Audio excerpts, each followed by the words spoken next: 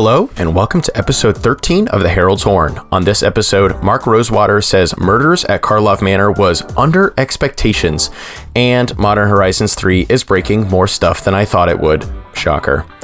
Of course, we have the Product Watch, where we'll get into Assassin's Creed, the co-host notebook, and also the debut of a new segment, Letters to the Editor. After the break, I am joined by Sam, the man behind Rhystic Studies, to talk about some of the mantras he uses to live his life and direct his creative work. If you want to support this show, join us over on the Patreon. You get a logo sticker in the mail for signing up at any tier, and you'll get access to exclusive content, like exclusive interviews, extra questions with episode guests, starting this episode where I talk to Sam about Coheed and Cambria, and whatever else I feel like throwing on there. The most recent addition is the first episode of Cal's Corner, my space to ramble about whatever I'm thinking about. I chat about why I started this podcast and what the first 6 months of it has been like for me. Thanks for indulging this plug. We appreciate you listening. Let's get into this episode. A quick editor's note before we jump into the episode. It does seem as if I accidentally recorded my audio on my webcam mic. Oops.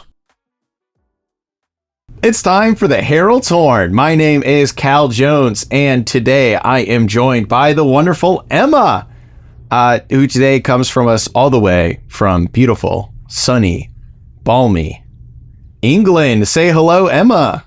Hello. Those descriptions of weather is not accurate, so do not come to England. Yes. Okay. Or would you prefer Great Britain? Potato. That would be, I believe that would be Ireland. I am also joined by Dan, betterly known as Moderately Anonymous MTG. Say hello, Dan. I saw it, dudes. You're not going to say what country I'm from? Mod comes to us from the beautiful, really tiny, streeted Philadelphia suburbs. That's a country. I actually prefer the United States of America. I think you want to say the state where Gritty is from. That's true. More people know it for that. Hailing all the way from the state where Gritty is from, it's Dan. Say hello, Dan. Hello, everyone. I'm currently doing the Gritty with Gritty. All right, run the theme song.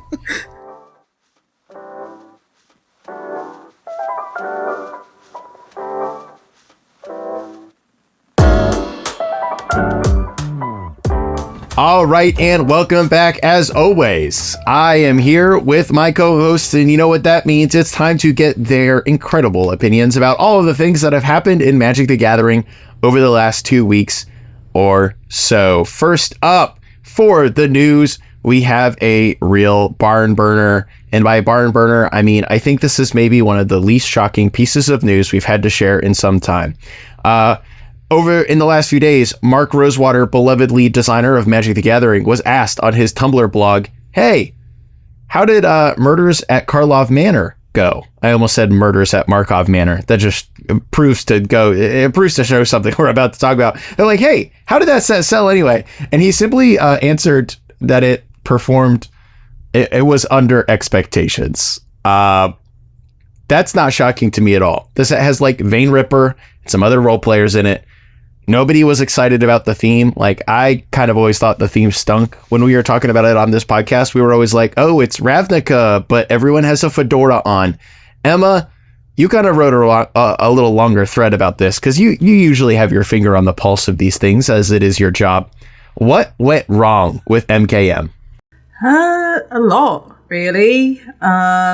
So it was underwhelming for a bunch of reasons. It was also the first set with play boosters. So any set, like the first set of where you introduce a new booster range, is kind of going to be just like unfortunate anyway. No one's going to take that well because it's an adjustment for people. The name is not great because it's got the word murder in it.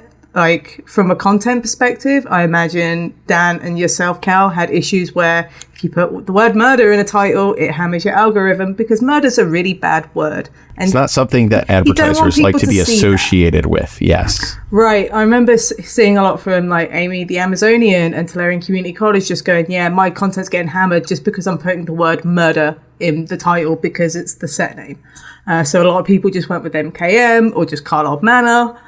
I saw I saw some Markov at Karlov Manor, which I always thought was funny. Yeah.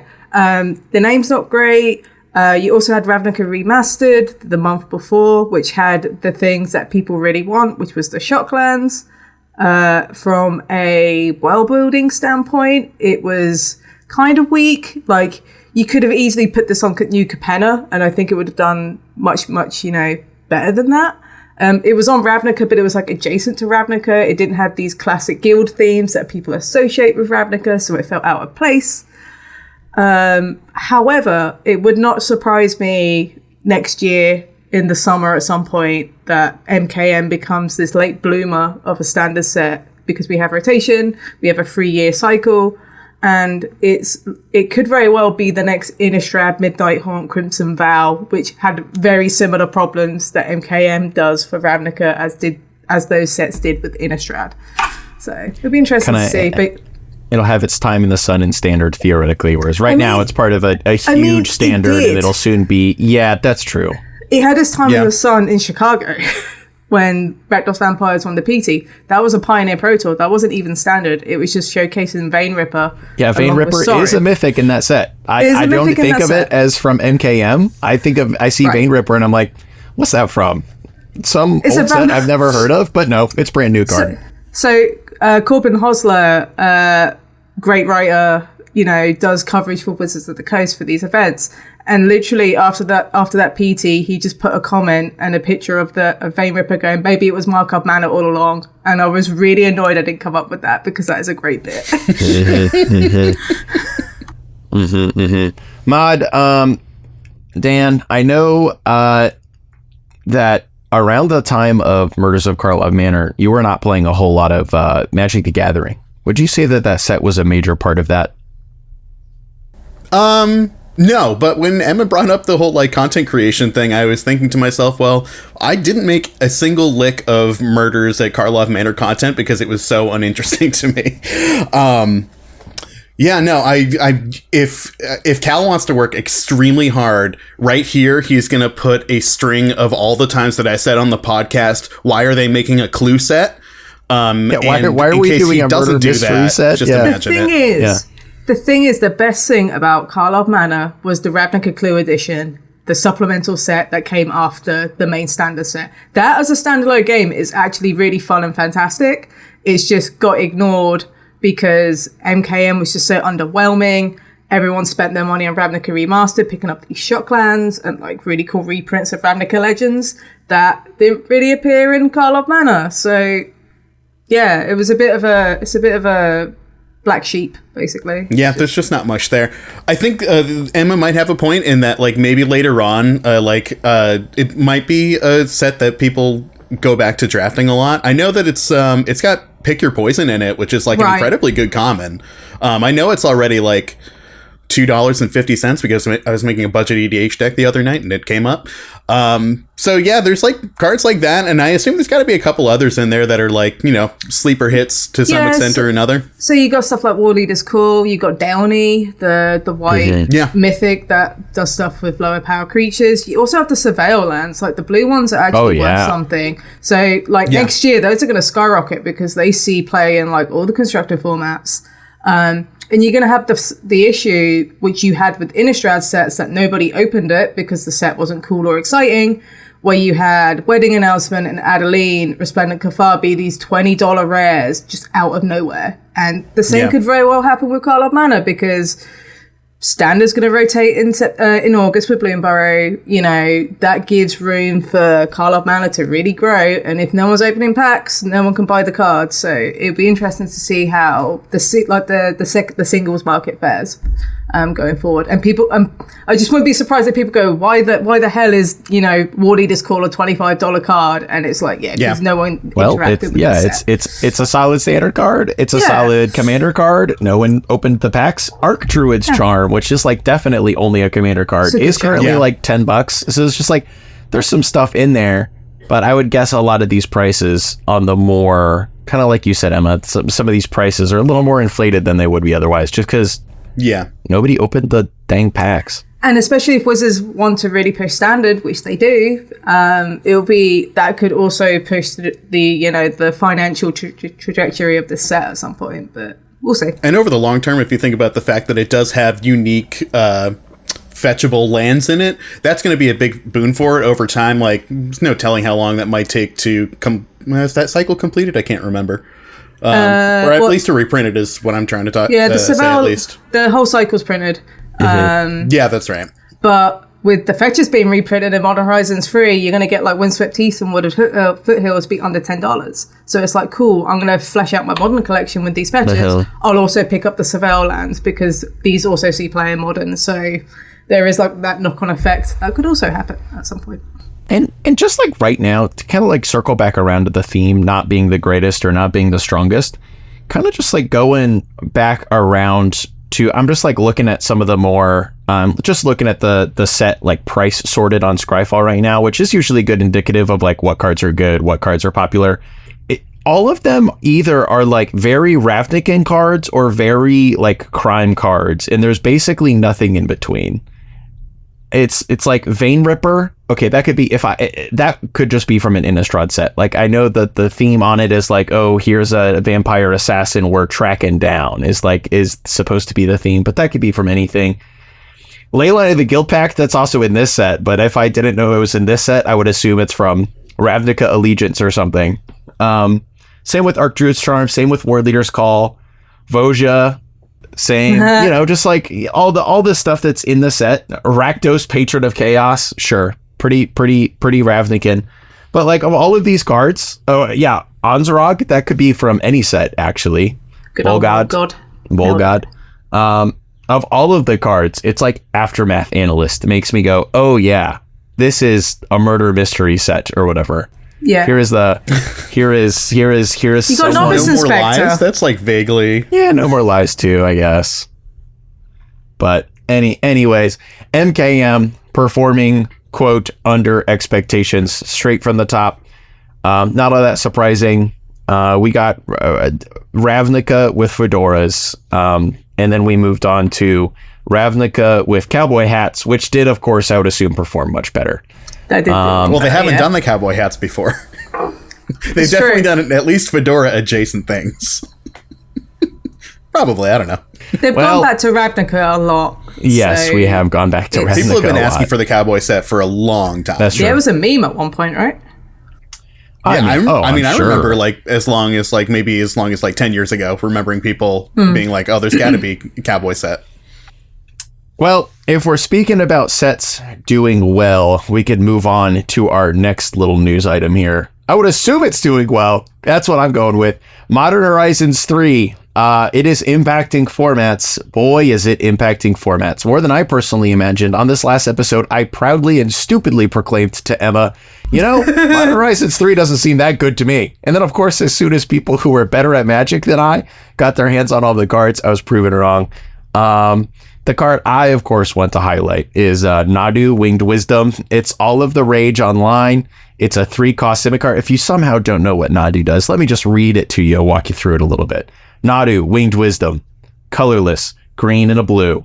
A Simic 3-drop? Surely, nothing has gone wrong with this mana cost in constructed formats before. Flying, 3/4. Okay, flying 3/4 for 3. Pretty good. Creatures you control have.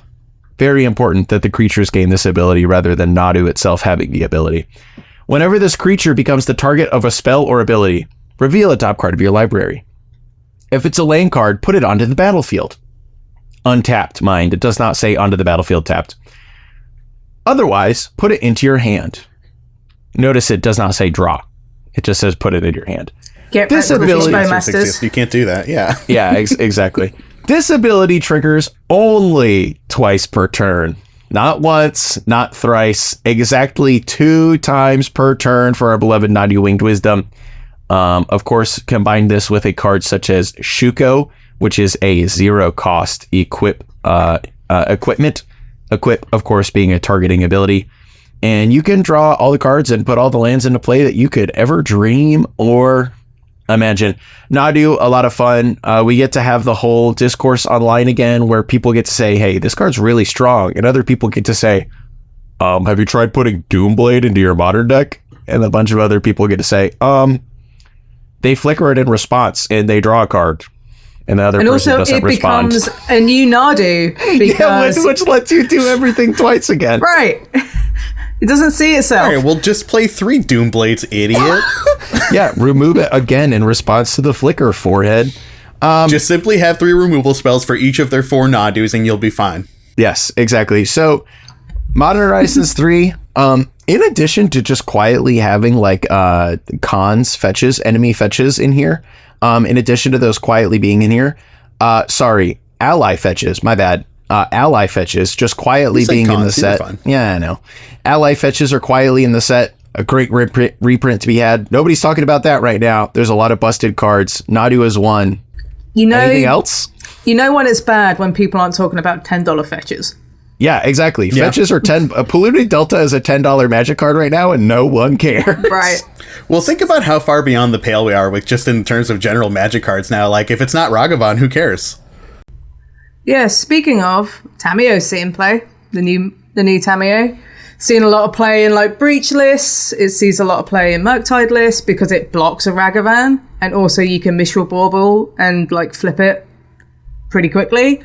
Flage, Titan of Fire's Fury, the new Elder Giant. That's like Uro, but it lightning helixes instead of it's lightning explores. It's Inferno Titan with a lightning helix attached. Oh my gosh! Okay. Basically, also designed by a friend of mine and writer for TCG player Mason Clark. Did a stand-up job. Well done.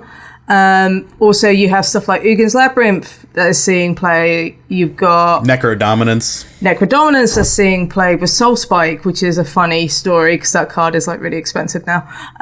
You've got Emrakul the Wells Anew that's also seeing a play alongside Ugin's Labyrinth because you play stuff like Underworld's Cookbook to discard it for the badness cost, and then you get an Emrakul for 6 mana. You also have Sorin of House Markov, not House Karlov, like I nearly typed earlier today. Seeing play in like a Soul Sisters build. You know, 2-drop 1/4 life linking with Extort seems pretty good to me. Well, for that kind of gameplay, and then it flips. Yeah, then it flips into like this really cool Extort Planeswalker. More importantly, the biggest winner so far is Raoul Monsoon Mage, who is a Goblin Electromancer in red. So you get to do all the storm things, but also Ruby Medallion is now in Modern Horizons 3. So you're porting over this legacy deck called Ruby Storm into Modern, and it's killing people turn 2, turn 3. And it looks really fun and powerful, but it also looks relatively budget. Rao being the most 4 expensive cards that you're going to need for the deck. Well, it's just like one of the most important cards in the deck is also the new like uncommon unstable amulet, which will run a whole 40 cents. Ruby Medallion's pretty cheap right now. All the random 4-ofs in that deck are real cheap. You also play a got bunch of mountains. One like Grape Shot as a win con or something. Yeah. You've got Psychic Frog that's starting to pick up traction, which is a riff on Psychotog that's seen playing like various like Dimir Murktide builds because that card's really good with Murktide Region. You've got, Ajani Nakato Pariah that's seeing play in like some Boris mid-range cell with like Flage and Amped Raptor. And Unstable Amulet has this like energy sub-theme with Guide of Souls. So there's a lot of stuff in Modern Horizons 3, and it seems pretty sweet. Although it's really easy to like identify like the really super powerful cards, what Modern Horizons 3 has done has made the lower tier decks that haven't seen play for a while and given them a little boost. So it's allowed them to catch up to the tier 1 decks that we've seen from Modern Horizons 2, and it seems really sweet just to have some cool innovation in the lower tiers and less represented archetypes.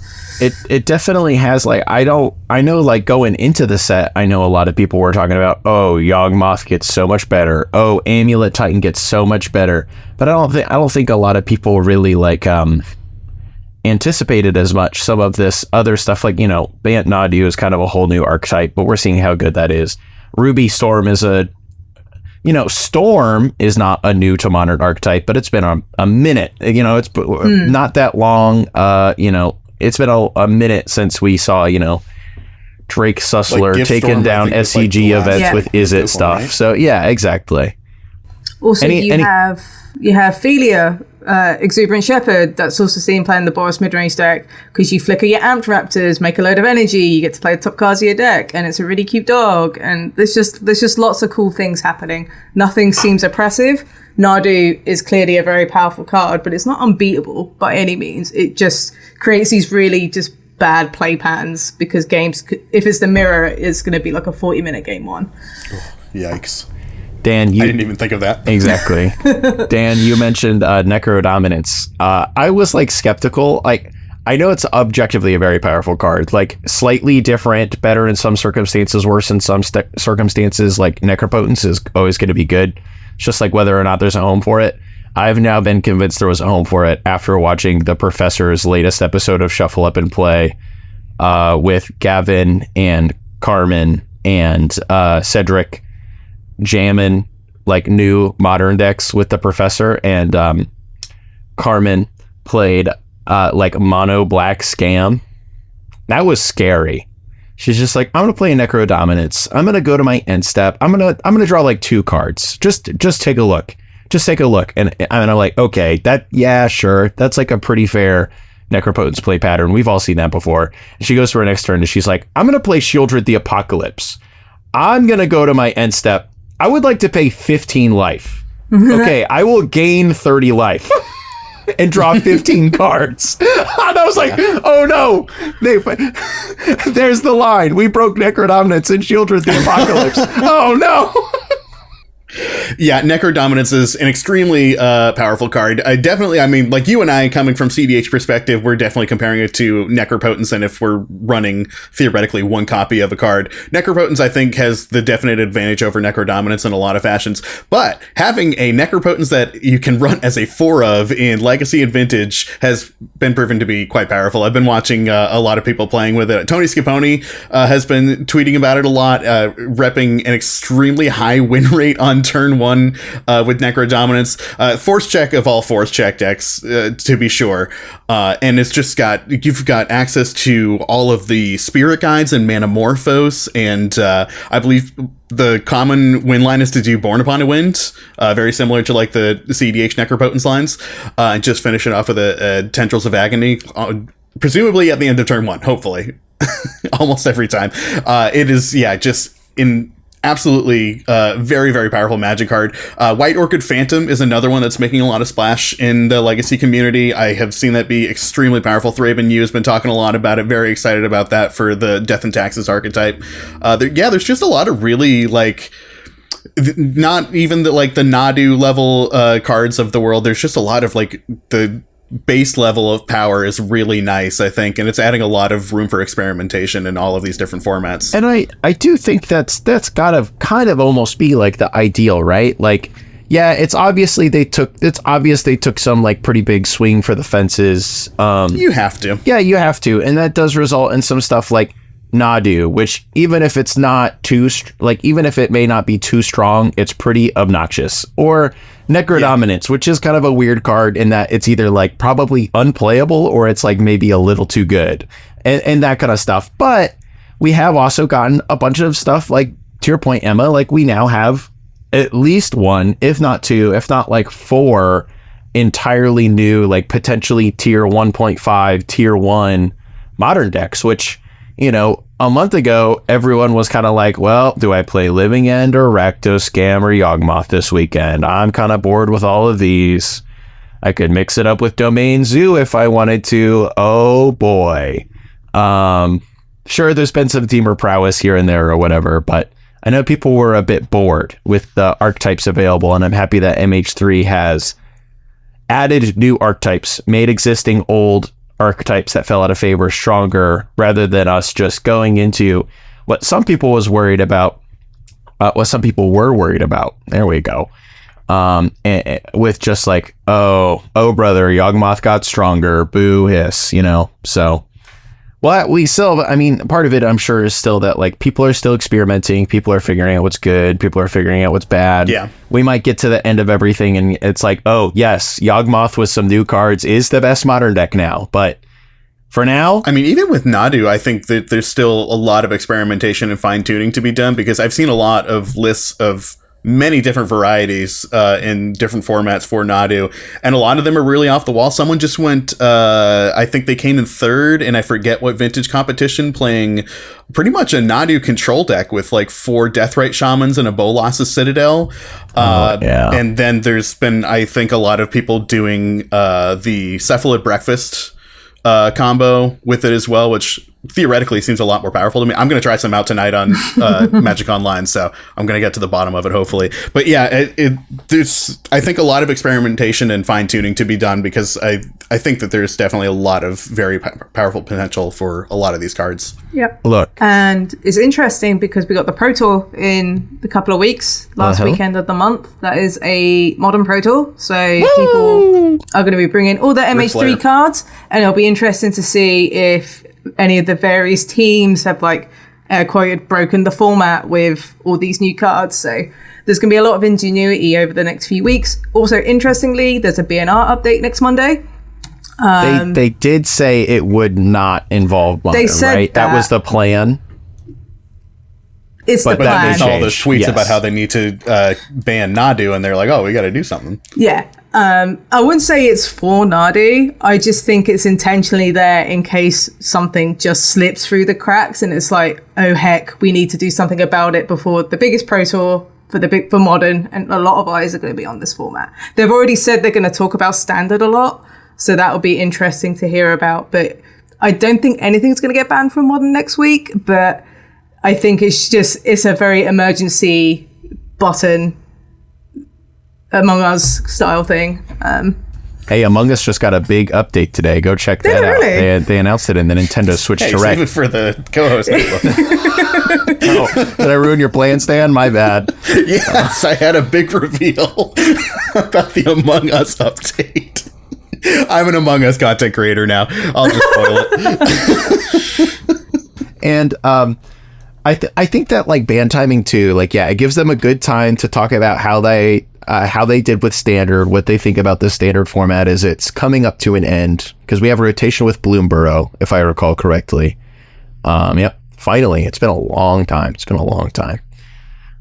And it's also like a good timeline for, you know, a new set's been out for a little bit now, not super long, but it's been, what, 2 months or something since the newest Standard set, which is still Outlaws, right? Holy moly. Outlaws has been out for a minute. I'm sure this is a good time window for them to try to, you know, if they had any concerns with Pioneer, which is the current RCQ season, is going to be the next Pro Tour. It's a good time to, you know, patch up Pioneer if there's any problems there. Wizards have been a lot better about, like, transparency, giving, like, health updates on formats. So even if they aren't banning stuff, they're just communicating, going, hey, we looked at Pioneer. Is it Phoenix is, like, highly represented? You know, Treasure Cruise might be a problem at some point. This is a card we're looking at. It's really cool just to have that clear comms and transparency, just so people know where they're at and they know what to expect. Something that we've done for the Pauper format panel, like, adjacent to what Wizards do, but it's cool that that's becoming a consistent thing. It's a stark contrast to where we were at, like, a number of years ago, where, like, it seemed so mysterious where their heads were at, given ban updates and things like that. Like that time when they did a ban update and it was like, hey, here's some play boosters. Yeah, that was a tough time in Magic history. That was a choice. Yeah, it looks like, especially for, like, Pioneer, you know, the last time around, they said we kind of were worried about Is It Phoenix, but then Rakdos Vampires suddenly becoming a thing, made us less worried about Is It Phoenix, because Rakdos Vampires is kind of, like, up there, able to beat up on Phoenix a bit, but that may change. Yeah, sure. At PT Chicago, I think even though Is It Phoenix didn't, like, do super well in, like, the top 16 of the Pro Tour, it got, like, still had, like, a 58% win rate, which is absurd for a Pro Tour. Yep. So we'll see. I would not be surprised if we come to the next BNR announcement, which is on June 24th, by the way, very soon after the time of the release of this podcast. I wouldn't be surprised if it pops up and it's like, hey, sorry, y'all, we're banning Treasure Cruise, our bad, you know, but I would kind of doubt it, but it could happen. Who knows? All right. All of that to say, if the end result of Modern Horizons 3 is that Nadu sticks around and all these red decks feel the need to put like a one of Harsh Mentor in their sideboard for the rest of time in Modern, I will be happy. Harsh Mentor, one of my favorite Magic cards of all time. Let me read it to you here, folks. 1 and a red, creature, human cleric. It is a 2/2. Amonkhet rare. Whenever an opponent activates an ability of an artifact, creature, or land on the battlefield, if it isn't a mana ability, Harsh Mentor deals 2 damage to that player. Yeah, go ahead. Activate that Shuko. Shock you. Activate that Shuko. God bless everyone putting Harsh Mentor in their sideboard. Just play the bird. I don't know. Hey, I've already seen it. I saw it in some sideboards, and I said, "Oh, they got the hot tech." Yeah, maybe. All right. Speaking of hot tech and new Magic cards, and yeah, it's time for the product watch. Product watch. That was supposed to be an eagle screeching. It did not come out very well, though. Welcome to the Product Watch, the segment of the show where we talk to you about all the latest Magic the Gathering cards that will soon be available for you to buy with your money. Yeah, with your money that you have from selling all the last Magic cards that you bought at a 50% loss. Oh, dear. The month of May is over, and that means we are still right in the thick of it for the rest of the year. Assassin's Creed, the new upcoming Universes Beyond set, which Emma and I talked about it a little bit. You know, it has a new booster. It's a Universes Beyond set that is going straight into Modern, much like Lord of the Rings, but is a smaller set. I just have one thing to say about this before I let like Dan and Emma say whatever they want about this. Please just stop saying this tie-in looks silly. If you, as a Magic the Gathering fan, are saying, "Oh, what are we doing with Assassin's Creed? What kind of IP are we getting at Magic? What year is it?" It is still one of the most popular video game franchises in existence today. You would not believe how many copies of Assassin's Creed games they sell. You would not believe how popular this stuff still is. So, the less you say Assassin's Creed cringe, the more I'll respect you as a person. Touch grass. There is a reason why Ubisoft keep doing the same formula every 3 years, and it keeps doing It works. It works. And you can pick a different time period, and then you can just choose the time period that you're like, I really liked Assassin's Creed 3 and Unity because it was in a historical period that I was really interested in. Granted, that was 8 years ago now, however long, but yeah. It's weird. It's like a franchise where you put different hats on characters and put them in a different place and then sell the same thing over and over again. That's weird. Has anyone thought of this? Well, yeah, the Assassin's Creed people did. They were the first ones. Hey, it's not hats, it's hoods. There's a difference. I'm sorry. Different cloth hood. I was about to say, I don't want to think about the fact that my favorite Assassin's Creed setting is over a decade old. Black Flag came out in 2013. Yeah. So, you know, the pirate one, of course. Came out in 2013. Outside of two, I think. Some of the new ones are never pretty played popular. one before. I don't really know anything about Assassin's Creed. I read in the notes that it was so popular, and I was like, I had no idea. I would have been the proverbial boomer being like, what is this? What is this? I haven't heard about this since the Xbox 360. That is what I call it. Thank you for quoting me. Do you know the Red Ring of Death, idiot? Do they publish this on the Nintendo? It's Assassin's Creed on the Nintendo. Have you ever been harassed in a COD waiting room? I have no particular feelings about the Assassin's Creed like set in general in terms of it like being another IP. Like I always say, it's just another drop in the bucket. I'm just waiting for the Hello Kitty secret lair. The cards look cool. What got premiered already? Leonardo da Vinci, I think, did something cool with Thopters. That seemed fun. I bet there will be more fun cards. To be honest, I thought that maybe the cards would not appeal to me as much as they did, but when I saw the Da Vinci one, I was like, okay, actually, I kind of like the like idea and execution of these. This seems kind of fun. Yeah. So my history of Assassin's Creed is a bit of a weird one. So I played 1, 2, 3, 4, and Unity. Unity was the multiplayer one set in the French Revolution. I found that one really fun. And then I kind of just dropped off afterwards because at this point I was in video game retail. So I was doing like the midnight launches for these Assassin's Creed games. So it's really weird. Like 13 years later, I'm covering Assassin's Creed in a completely different like game format. Yeah. Which is it's kind of wild to think about.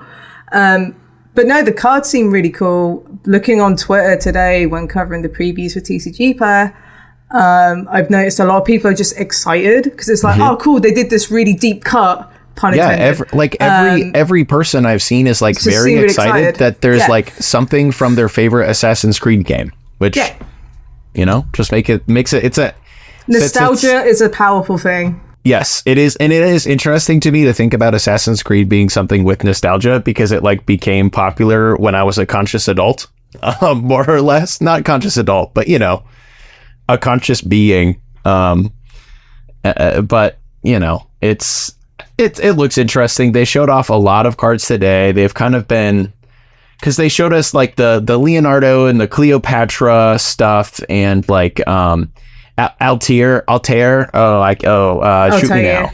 Yeah, Altair. And, you know, they showed off some of the OG Assassins months ago, like in February.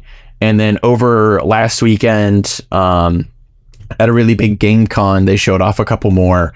And then today, Tuesday, June 18th, at the time of recording, they showed off a lot more. But hey, Sword of Feast and Famine is going to be in the set, so I'm a happy guy. Oh, that's fun. The older Sword Cycle are in the set. So Light and Shadow, I believe War and Peace is in there. The set's got like 20 reprints and 18 new cards. 5 of those reprints of the Horizon lands from Modern Horizons 1 as well, which is kind of cool. Comes in a cool some really cool art, with Ezio going off in the distance, which is really cool. They also previewed a secret lair like 15 minutes before we started recording with a few equipments in it. Nothing super great, but a few cool cards. Blade of Selves, Conqueror's Flail, Whisper Silk Cloak, Darksteel Plate, Death Render, and Haystack, which I assume that must be a card Haystack, from... I was about to say, Haystack, I was about to shout out because I think that's a real fun design. You know, in the game, you jump into the haystacks and suddenly the guards magically can't find you anymore. This was something that, like, I have never played these games, so I was looking at this card and I was like, what is this? Is this from a draft set that I've never played before? Because, like, I've been playing so much Limited over the past couple of years. Exactly. Yeah, like, I didn't know what was going on, then it suddenly dawned on me. It was like, this is definitely a video game mechanic. Yep. Yeah, 1 in a white artifact. Pay 2, tap. Target creature you control phases out. Yep, that's how that's how the haystacks in Assassin's Creed works. Yep. So that's very flavorful. I like the execution of it. That's cool. I really hope there's a feather card. Yeah, that'd be fun. So feathers was like the collectible thing that you did in Assassin's Creed 2, and it was notoriously tedious and difficult. Yep. Oh, interesting. Well, I assume they must if they did like the bobbleheads and everything for Fallout. It would be cool if they did like serialized feathers, but I think they're keeping the serialized cards for like the actual characters, the actual historical characters. Yep. So you can get like Leonardo da Vinci serialized, but it's in Italian. You can get Cleopatra, but I think it's in Greek. That kind of thing. Man, I missed all the way back in February. They sneakily revealed the fact that they're reprinting Temporal Trespass. That's another card that could really use a reprint. Yep. That's the Delve Extra Turn spell. Yeah, Delve Extra Turn spell. Very common 1 to 2 of in Pioneer. Is it Phoenix? Not played anywhere else. Still randomly $25. We take those. So that's Assassin's Creed. It's coming. It'll be here before we know it. Do you know the release date off the top of your head, Emma? It's July 5th. Woo! Thank you, Emma. So the weekend, so you got release weekend for that, and then that Tuesday on July 9th or 8th is Bloomberg previews, so have fun with that. I wanted to shout out the Not a Wolf one, which was basically like entirely concepted by, art direction done by, creative text, which is to say flavor text, done by my friend and friend of the show, Dan Sheehan, formerly of the Command Sphere podcast, now of the Pie Break podcast. He had a bit for a really long time where he pretended to be a wolf that was totally a man. A man that was totally not a wolf on twitter.com. He wrote a great funny book. But now we have a great secret lair, which is all themed around this. It has Beastmaster Ascension, Everbrook Caretaker, a great double-sided what is it, Telvar? I can never remember the name of the double-sided werewolf. Torvalar, I think it is. Torvalar? Yeah, I think so. of which the front is just called Not a Wolf, and it has a wolf in like business casual dress, which is so funny. Second harvest, Hello Hinge Huntmaster, Hello Hinge Huntmaster, Hello the Night Pack, and then also a really fun wolf token. Excellent not authors, excellent artists all over this thing. Some great Kev Walker art. I'm always down for more Kev Walker art. I was going to say the Kev Walker pieces are very cool. Yep. So, anytime we get more anytime we get more Kev Walker art on a card, I'm a happy guy. So I just wanted to shout out that drop. I'll probably be buying it. So that's all I have for the product watch. Any other notes from the product watch from anyone? There was a second Assassin's Creed drop they revealed, which wasn't the Da Vinci one. Basically, it's just a set of reprints of current, like, in Magic cards, but as some of the assassins from Assassin's Creed. They've just been reskinned, basically, and some of them might be cool if you're really into Assassin's Creed. I can't remember what they are off the top of my head, but I believe the guy from Assassin's Creed 4 is in there, the pirate guy. I did see that. He's basically Admiral Beckett Brass, but as himself, and there's some other cool bits as well. It is so wild to me that, like, they don't actually show off the sets that are coming in the upcoming super drops on the website until they're on sale. Like, they talk about them on social media. You can find them on news sites, talk about them on streams and show them off. But if you just go to the Secret Lair website, they will not be there. They tend to push for, like, the mailing list, so you get, like, email notifications and stuff. And that makes sense. That makes sense. We love email lists. All right. Speaking of email, let's move on to our short news section. I thought you were going to make me and Emma say our emails out loud. Speaking of emails... One? I have, like, 5. Speaking of emails, I'm doxing everyone. Speaking of emails, I printed out all of our emails and I'm going to read them out loud right now. Speaking of emails, it's time for letters to the editor. Yay! Send a letter to the editor by emailing us at editorial@heraldshorn.com or by shooting us a DM on Patreon. Welcome to Letters to the Editor, the section of the show where I take your comments to us and read them back to you. Dan and Emma have not seen this email. They have not seen this letter to the editor. I'm going to read it to them now, and we'll get their thoughts. This email comes from Cole, but he introduces himself. Says, "Hi, cast and brass section. Cole from the Heroes Blade Vibe Check podcast here to talk about my thoughts on the Commander Rules Committee and the Commander Advisory Group. Among continuous discussion of banning dockside extortionists, of which I'm in agreement of, splitting EDH and CDH into their own formats, product fatigue from a new set being announced every 2 weeks, like its Pacific Rim Kaiju Breach, it's easy to get caught up in how, quote, the RC does nothing, which I feel is terribly reductive and ends up with people talking in circles. As someone who's been playing Commander since 2012, whenever a ban happens, I feel it is often beneficial and understandable when it occurs. No teals were lost for Golos, for example. Well, I think a lot of tears were lost for Golos. I saw a lot of them. I agree with this person that they're undeserved then. Yes, agreed. But being a player of Prophet of Krufix in Sylvan Primordial, the initial upset fell away to Seeing the Vision. Not me. I'm still mad about Prophet of Krufix. I know it's an egregious card, but I want to play it. I want to play that. I miss playing with that I want to play that. I want to play that don't card. I'm not envious of anyone who's part of the RC or CAG for being in a position where whatever they say publicly has major weight in the community. I imagine Emma could feel the same way for being part of the Pauper format panel. At the end of the day... Emma's shaking her head no right now. Emma is shaking her head yes right now. Yeah. At the end of the day, I feel as if people need to reconcile on how they feel about the RC and the recent publications of changes in the format philosophy and give the RC the benefit of the doubt. All eyes are on them, from the most hardcore Commander players to those on the very fringes.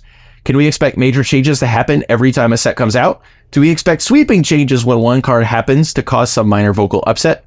Last time I checked, outside of attempts of making sports safer, we don't see any major rule changes in hockey or baseball.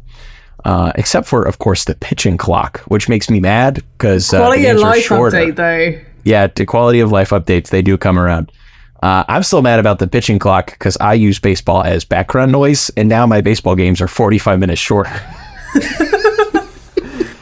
I just wish we could be more constructive or just admit we want to play with busted cards and ask permission to play with them with our trusted friends and collaborators in this lovely format that we play and invest in. The worst people can say is no. Cheers.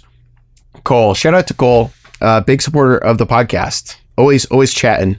Always a good pal. And a great first letter to the editors, if I do say so myself. I agree with a lot of these sentiments personally as the titular editor. I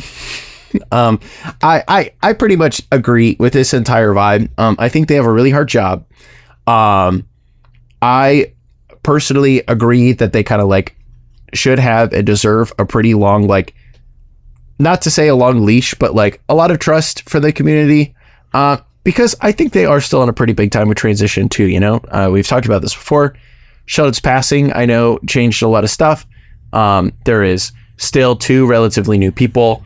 And it's pretty obvious to me that like the rules committee, especially some of the members that have been there for a long time, are not that interested in sweeping changes. I don't think we're ever going to get sweeping changes. Hello, Cat. In the EDH format. I myself would like there to start being like some changes, because EDH has changed a lot fundamentally in even the last like post. I think like I have talked about this with various people, and I think it's very obvious that like pre and post like Strixhaven are almost, or like in that kind of time span, is like an entirely different vibe about how Commander works. You know, we got way more precons, more and more of the average standard set got more and more obviously pushed toward like casual design. You know, we're aiming this at Commander, that kind of stuff. And while, you know, it is interesting to get the new philosophy documents, it's interesting to get the EDH ban list reasoning. That's like, I think, important stuff that it's good to have, especially like the format philosophy doc that had not been updated in a long time. It's interesting to see what the RC thinks about Commander and where they're trying to lead it.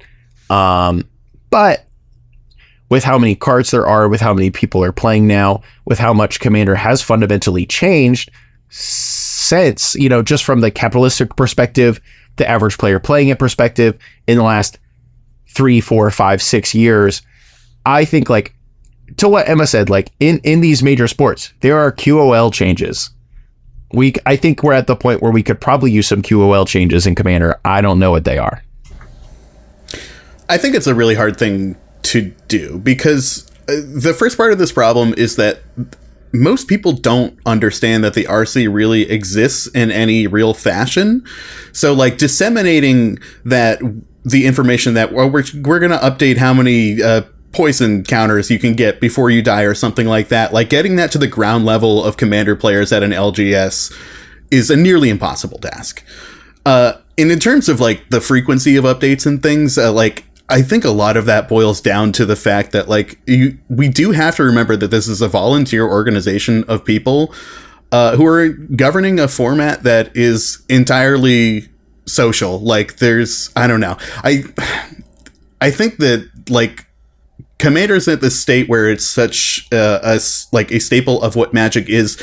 It is so everything that it is, like from all of the rules and the way that it's played and the philosophies about playing it are so ingrained into the format that I think it's very difficult to change those things. Not to say that because things are difficult to change that we should not change them, but I don't think that Commander is not working properly. I think it's working great. Like, I don't think that it really needs updates for the most part. Like, our cards that are very powerful, a bummer to play against in Commander. Sure, I don't really like playing against the Dockside Extortionists of the world, etc. But like, is there's something that you can really do, especially as a governing body who is not in charge of creating those cards and creating the problems. Like, how often do you really want to change the way that your very old format works for the sake of something that you cannot control, I guess would be my argument. And to shift a little bit here, Emma, I do imagine that being involved in this kind of thing is not exactly the most easy thing. No. Emma's shaking her head no again. It's not easy because no matter what decision you make, like I'm just talking about this from a pauper level, no matter what decision you're going to make, you're going to piss somebody off. Like there is somebody Always. that's not going to be happy with that decision. No matter how correct it is, no matter how convincing the data tells that this car's going to be a problem, we should do something about it, someone's going to get angry. Like we see that in pauper a lot. I have no idea how bad it is in Commander, given it is the most popular Magic format. You've got a lot of voices, you've got a lot of opinions. So no matter what you do, you're going to get criticized for it. And it's also pretty thankless as well. People don't realize the amount of work, like on the pauper format panel, we do a lot of work behind the scenes, you know, talking and stuff. I imagine the RC and the CAG are very similar. They are doing stuff. It's just stuff that you're not seeing. So of course you're going to criticize it because you're not part of it. So it's a very difficult situation because no matter what you do, you are going to get criticized. And being on the Commander pedestal, I imagine it's like 20-fold. And I do not envy, you know, the guys at the RC who have to deal with this. Imagine if you had a second job, but instead of giving you money, you just got yelled at until you cried. Right. But also, sure, looking at the RC for bans and stuff is perfectly reasonable. But the one really cool thing about Commander is that you can curate an experience based on what you enjoy and with the people you play with. So you can, I hate bringing up the Rule Zero thing, but it's literally there for a reason. You can just house ban Dockside Extortionist from your play group. That is perfectly fine to do. You just need to have the social capability to have those conversations with people around you and start that conversation. The problem is people don't really talk. And that's really weird when we talk about Commander, which is a very social game. Yeah, I think it is very largely due to the fact that people would like the RC to stand in as their social graces, right, for the most part. Because I've made this point online plenty of times before and been told vehemently by very many Twitter users that this is a thing that only content creators do. Like, if you go to an LGS, they will cut your head off if you simply suggest that someone should not play with a deck or a thing that you don't like. Being gay kept out of playing a certain way in Commander does suck. If you're like, well, for sure, yeah, it's crappy. Like, no one wants that, but you're also here to have a good experience as well. One thing I tend to say to Commander players in general is people will still like you if you lose. It's not about winning, it's about having fun. So you can let that go, but it's very hard because there are some Magic players that aren't just very social people. It's really weird, so having these conversations can be challenging. I think that kind of gets at like maybe some of the action that I would like to see the RC try to take is like the Rule Zero conversation is like a very important tool. But I think that one of the major changes we have seen in the greater Commander scene post Strixhaven, you know, with the rise of Magic Cons, with the rise of Command Fests, all that kind of stuff, there's been a big rise in what I think a lot of people would call like quote unquote untrusted play. And in those environments, especially if you're like traveling to a con, you can only take so many decks with you or whatever, your options are like kind of limited and your tools in that situation are kind of limited and you can't chat. And like sometimes it just like doesn't work out. And I wish we had like some level of guidance down from the top about like, maybe what could we do to help, you know, with untrusted play, make our games a little bit better in these scenarios? Because there's like a big difference between the home play group and the LGS. And then also a big difference in between like the LGS and the Magic Con. I think more and more Commander games are happening at that like Magic Con level. So you also have the newer group of people, which is your Universes Beyond crowd that are just getting into Magic and picking up these pre-cons, and they go, wow, Magic Con sounds fun, I'll go to one of these. And then that's an experience for them as well because the power level is just all over the place. Yeah, I think it would be useful if there was like any sort of instruction of like, how do you have a Rule Zero conversation? Because I think that is like a piece of instruction that really does not exist anywhere on the internet. Exactly. And with that, now that we've been hearing a whole lot of thoughts from our co-hosts, we will wrap up the show with even more thoughts from our co-hosts. It's time for the co-host notebook. Welcome to the co-host notebook, the part of the show where the co-hosts talk about whatever they want to. Emma, what do you have written down in your notebook this week?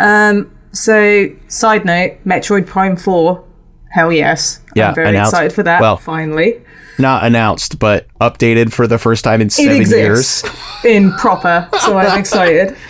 So that's cool. Yep. To be honest, I haven't really done a lot outside of work because work has been very busy for me at the minute with like Assassin's Creed and Modern Horizons and some other work stuff. However, I did dabble back into Dragon Age because Dragon Age the Veilguard got announced with like gameplay stuff over the last few weeks. So I'm like, oh, cool. I can go back to the original Dragon Age games and play all through those again because the Veilguard releases end of this year. So it's like really cool to go back to these games that were like 15 years old at this point and just have fun. I've also modded Dragon Age Origins because it's that old, it needed an update. Like, this is how like, old we're talking. But it's been cool to go back and just, you know, play role-playing games again. Oh, yeah. Love some role-playing games. Are you going to play the new Dragon Quest games? And by new, I mean the remastered ones? I haven't played 1 to 3. I did play 4, 5, and 6 because they came out on the DS a long time ago. But yeah, I'll be looking forward to picking those up as well.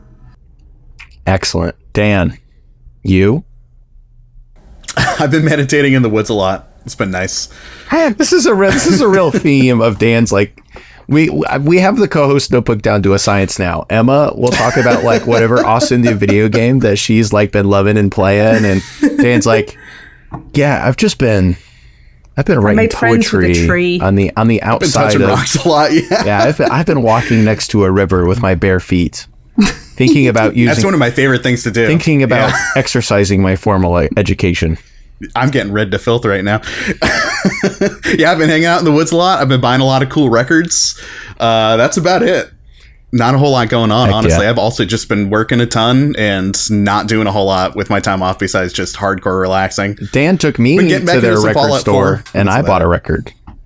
That's true. What did you get there? Did you get something cool? I don't remember. I got Bill Evans' Impressions, which is an album that I like a lot. And I got another one that I've already forgotten. Oops. Tubular Bells. Oh, no way. That's right. Jen picked up Tubular Bells just like on a whim because she thought the cover looked cool. And I was like, oh, do you know Tubular Bells? And she's like, no. And I was like, oh, you're in for such an experience. Yeah.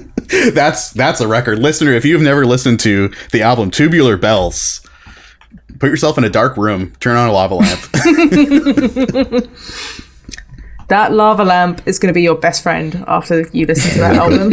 And listen to some prog rock coming from the USA before prog rock was remotely cool in the USA. No, that's not true. King Crimson already existed. Yeah, in the UK. Oh, I'm telling on myself. Some of them are American eventually, not at that point. And on that note, it's time for us to wrap up this bit of the Herald's Horn. Thank you so much. Dan and Emma, do you have anything to leave our listeners with? I don't know. Hang out in the woods more. Yeah, hug a tree, maybe. I don't know. Or annoy Dan on Twitter. That's always a good advice. Yeah, at Dan you can, on but I'll just mute you Twitter.com. immediately. At Dan on Twitter.com. All right. At Dan, that is my Twitter handle. Yeah. At Dan. Yes, exactly. All right. Snag that one. Thank you so much for listening. We have a great interview coming up. We love you. Platonically.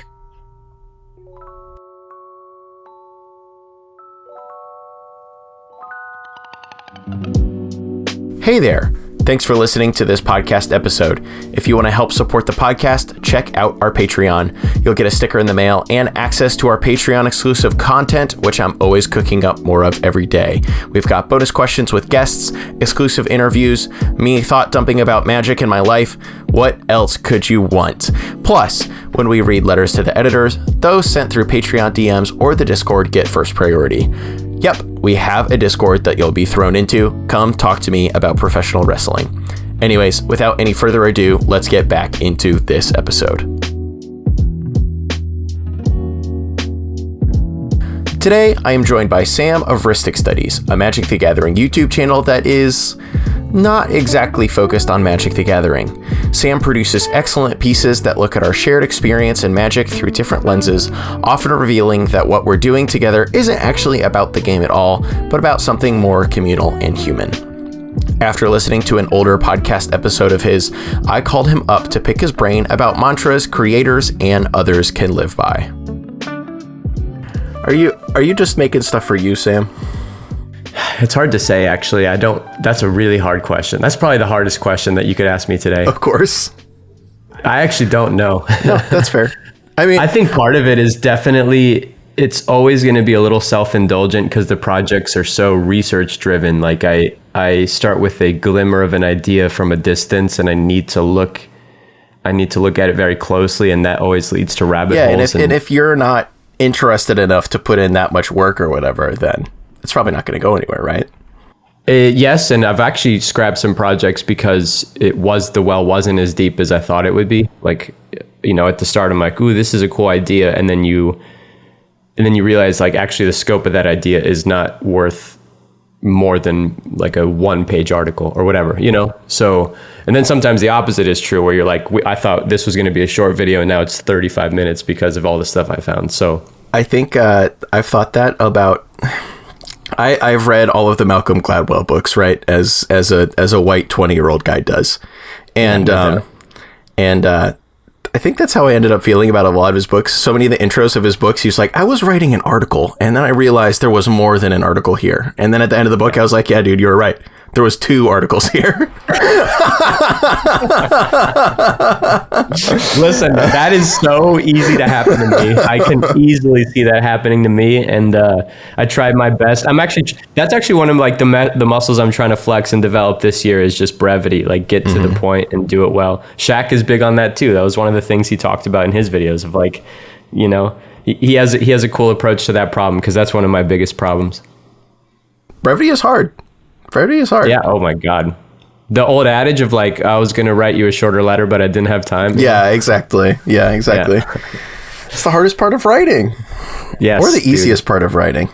It's hard to say. Depending on the topic, depending on how much we care.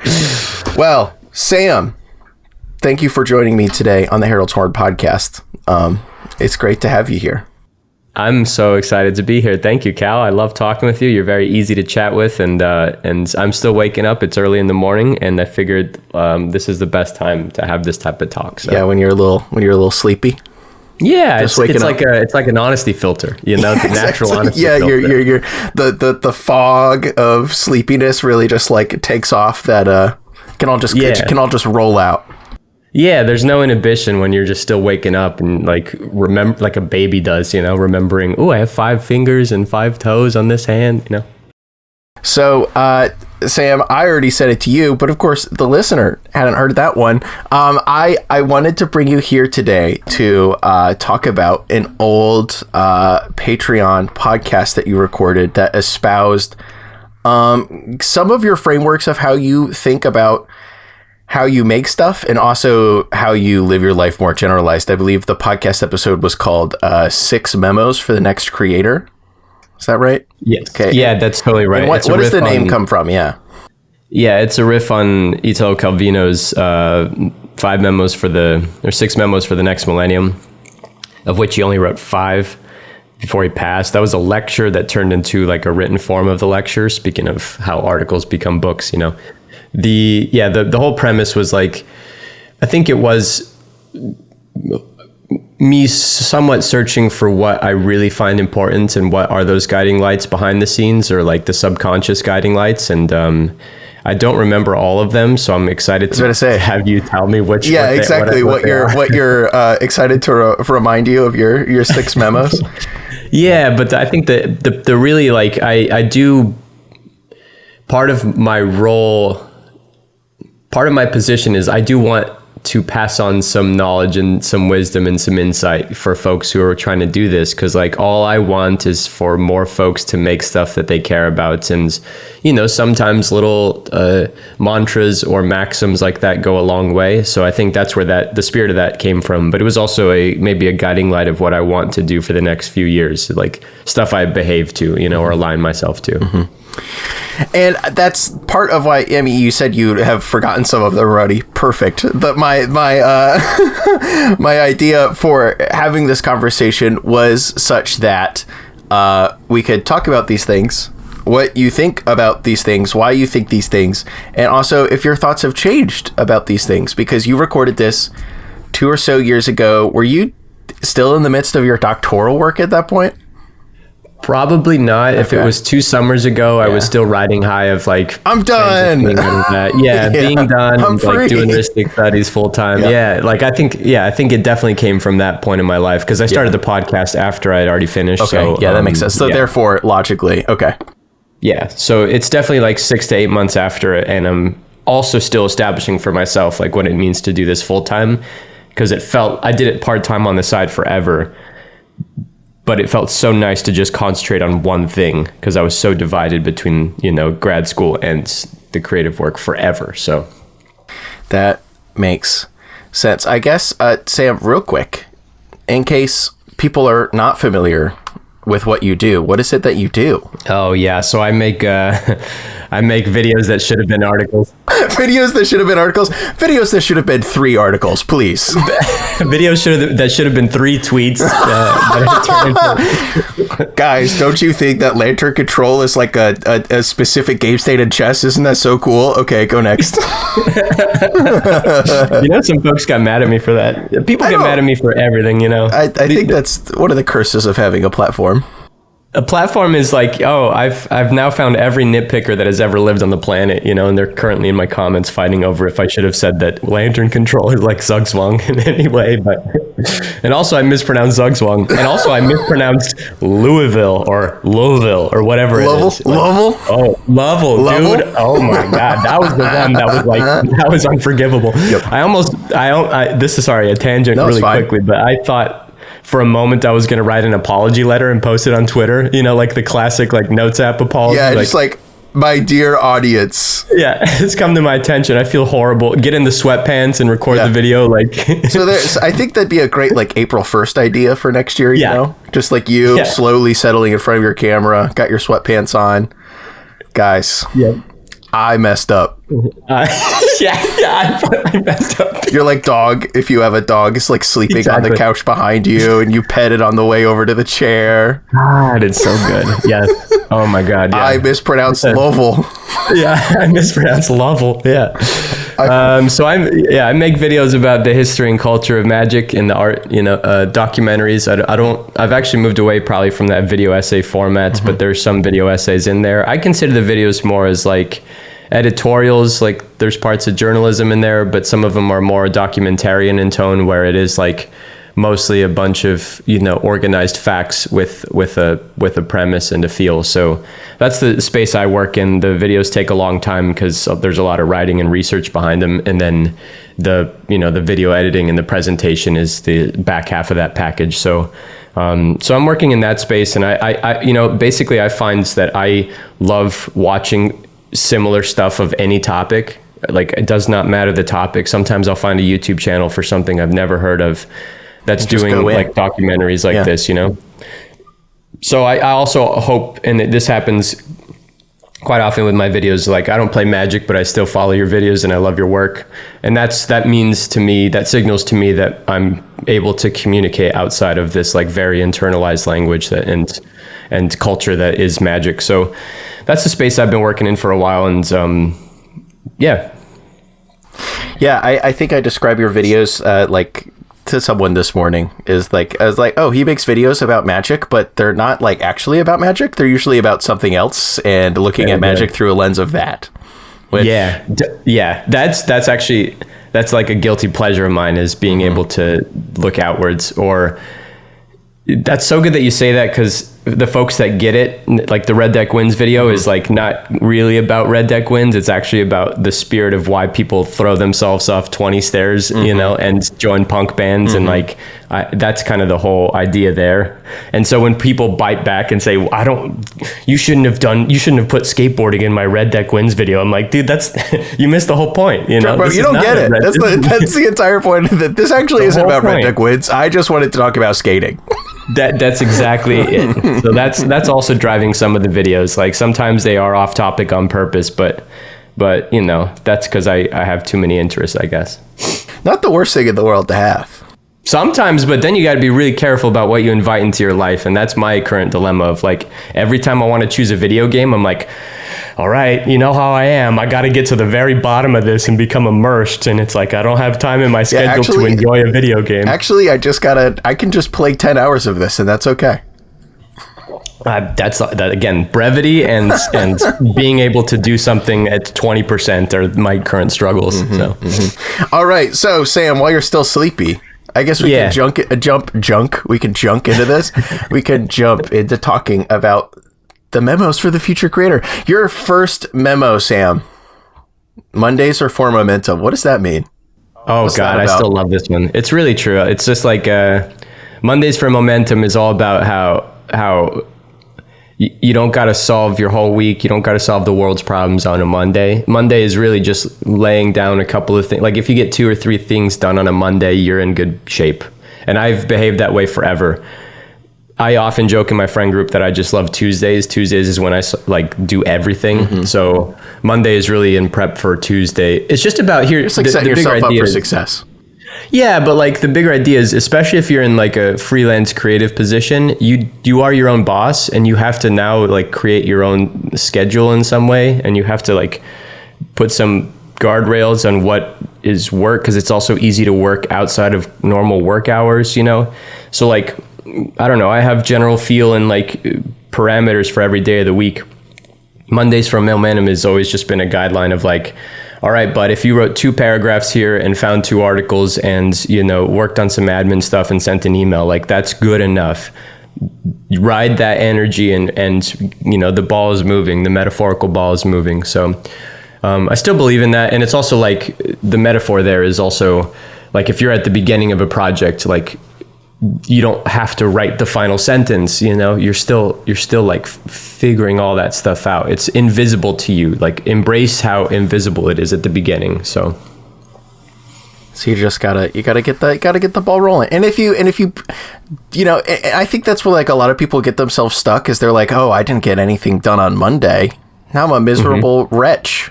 Even if they got, you know, anything done, right? So if you could reframe that as, oh, I am just building momentum toward the week. It really helps out. Yeah, sometimes the practical stuff, I feel like advice often gets really heady and like vague and abstract. Sometimes some practical advice is useful too. Just like some straight up like do 5 things on a Monday.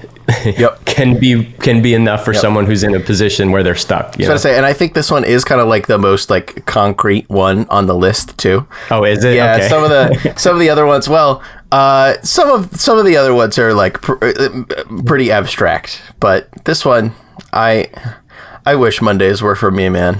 I'm turning into Garfield as I get older in my life. I'm just like wake up on a Monday morning at 5:45 a.m. like a freak. No wonder I'm so tired all the time. No doubt. Go on a little run, and then I'm like, all right, time to get into it. And then I work for a West Coast company in my 9 to 5, so I'm like, okay, I have nothing to do until noon. Jesus, yeah, that's tough. That's really tough. So I just send some emails, and then I call that good on a Monday. We have our stand up at noon, and then I'm like, I'm trying to be done at 3. Yeah, dude, just gamify it, gamer. Gamify it, gamer. Sam, I'm going to trick you into calling everyone gamers. By the end of like 3 years from now, I will have infected your speech pattern. That's mine.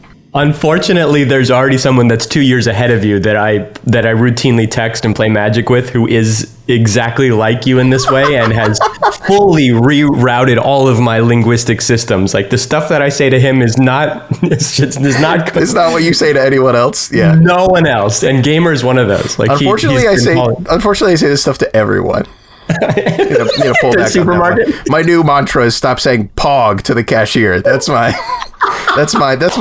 goal for the year.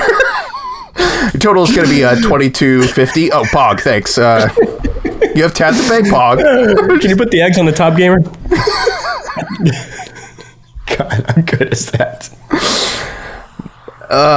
Okay, yeah, that was pretty simple. That was pretty easy to ascribe to, Sam. How about this one? I bet you've left this one behind. Stop begging to be liked on the internet. Oh, I love this one. The Mike Falzone special. Oh my God, that is still that's the brevity version of my stupid long podcast. Like just go watch that video and ignore everything else I said. Cause it's still... Yeah, because it's like sick. I watched the video again for the first time in a long time yesterday, and I was like, yeah, he cooked. It's amazing to me that video only has like 20,000 views or whatever. It's because the 20,000 people are the 20,000 successful people on YouTube. Yes, Sam. For those who are not familiar, can you summarize this Mike video? This video is, I saw it when it premiered, because at that time I was watching Mike's channel, and he did these walk and talks, and he'd take his camera and he'd go walk around his neighborhood and just talk about something. And he's a comedian, so he's got the gift of gab. But this was I found like the most important video I've ever seen in terms of how to make something you care about from the bottom up, from the grassroots, you know? And he's talking about this guy that was like selling jerky on the side of the road, who just happened to then fall into, you know, a big business or whatever. Like, what if Slim Jim just started as a guy that sold jerky on the side of the road and loved making jerky, you know? But it's really just about like grassroots efforts and doing stuff that's really good and not asking for likes, comments, subscribe. Like, just if all of your effort was focused on the work, good work will take care of itself on the back ends. Like, good work, people can't help it but share good work. It's an impulse. We did it to each other 3 times this week of like, oh my God, you have to watch this. Look at this video, bro. Look at this band, bro. Yeah. You know, and it's so true. It's like ingrained into our habits that if you make something good, you don't have to do anything else. And folks get really obsessed with the other stuff instead of just the work and the loving the work. And, you know, I speak from 10 years of building up a real strong grassroots audience of people that have followed me for this long. And that stuff takes time, you know, and folks, the funniest part of this video, he's like, folks aren't going anywhere. We live on the internet now. And it's 10 years later, and he's like, so right. It is. And he's never been righter, you know? It is so crazy that like even 10 years ago, he was able to be like, yeah, people know how this works. You know, we know to like, if we like something, we know to share it. We know to subscribe. And now we're a decade later and nothing's changed. Oh yeah. And we're going to be here a while. You don't have to build this up in 1 month, you know? And I don't know. I think it's the most unintentionally perfect video to describe, again, everything that I believe in and the spirit of everything I believe in and care about. And and just stop begging to be liked. Like, nothing's going to magically change when you hit 1,000 followers on Twitter, that kind of stuff, you know? Hey, that's what you think, Sam. No, I'm kidding. I'm kidding. See? I remember my life changed when I hit 1,000 subscribers on Twitter. That's when... I will say the flip of that I remember when I first hit 1,000 followers on Twitter, somebody was racist in my replies for the first time. How about that? Yeah, you see? Exactly. You know, everything changes. Everything changes. Yeah, like, you know, as Jay-Z said, most subscribers, mo problems. Yeah, exactly. I have 99 problems, and all of them are my reply guys. Yeah.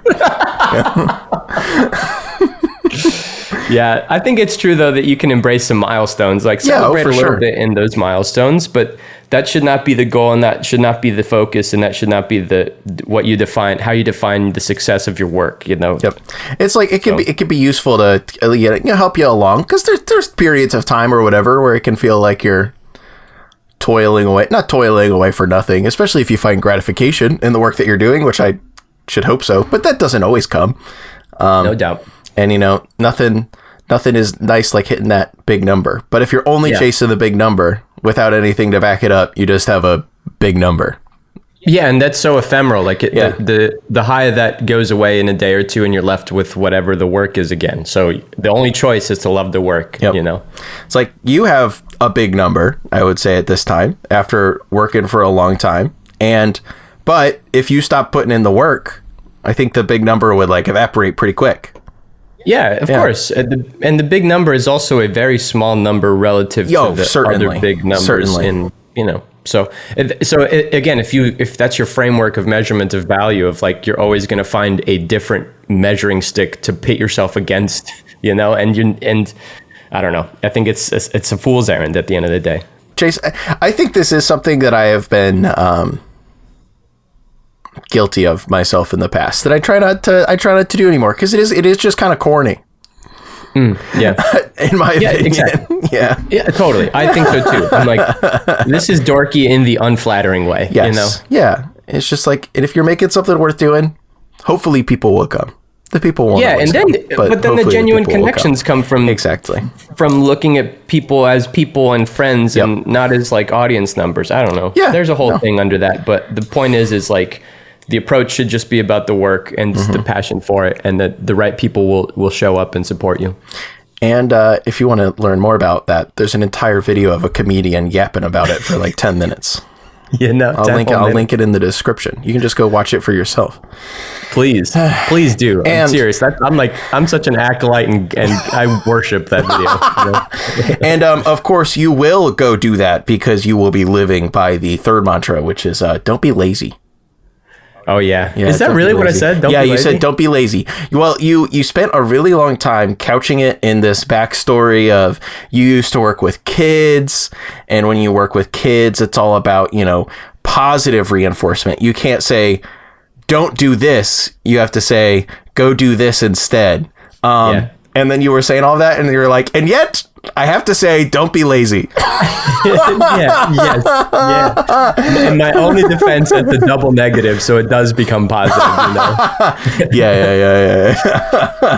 This is a good one for me of when I want to take a slightly easier route through it. Yep. Because this has happened before where I'm like, oh, I'll just cut a thumbnail and I'll rework this image even though it's not the one I wanted. What ends up happening is like, oh, you spend twice as long trying to make that thing work rather than just doing it right the first time. That's such an old adage. That's not even my own idea. That's the history of humans. Of like, if you take a shortcut, you're going to spend twice as long. That whole idea. It's like an example that you gave in the podcast itself that like resonated with me a lot because it's just a real life example and is much how my life often goes. You were like, it's the end of the night. I filled up my water bottle in the sink or whatever, and I see that the dishwasher needs emptied. I'm not doing anything right now. I can empty the dishwasher because if I don't empty the dishwasher, it's going to be my problem tomorrow when I'm really busy. Yep. Yes. Yeah. Don't be late. Exactly. Guys, stuff like that. I do that now. We set the coffee machine a night before, and it's the simplest, like, I wake up to the smell of coffee. Yeah. Ideal.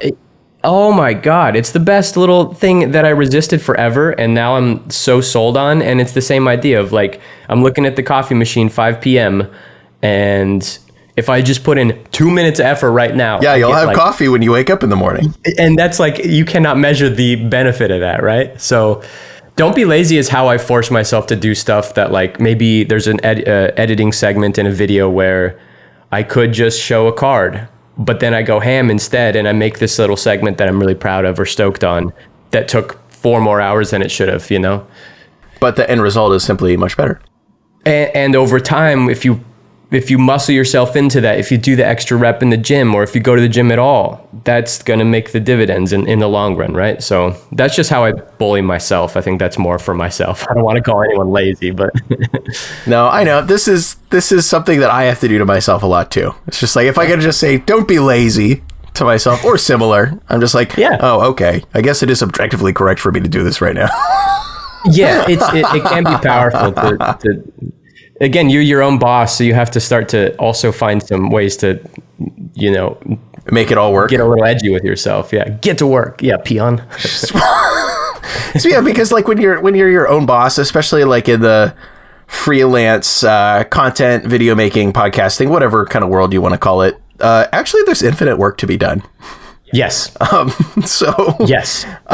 Which I think is actually kind of related to the next one. So we could just, number 4. Any guesses? Any guesses, Sam? Oh, my God. I can't believe I don't even remember my own ideas. Hey, it's fine. Cripes. Subscribe to Cal's podcast. It must have been, right? Ah, shoot. No, that's begging to be liked on the internet, Sam. Shoot. Don't do that. Damn it. Yeah, don't subscribe. Don't subscribe. If it happens, yeah, exactly. You can't do it's the same with kids. You can't frame it in the negative because that's all they want to do now. I solved it. I beat your little game, Mike Felson. I did it. Yeah. Number 4. Deadlines or lifelines? Oh my God, I love this one. I'm so high on these. You're like, I don't remember any of that.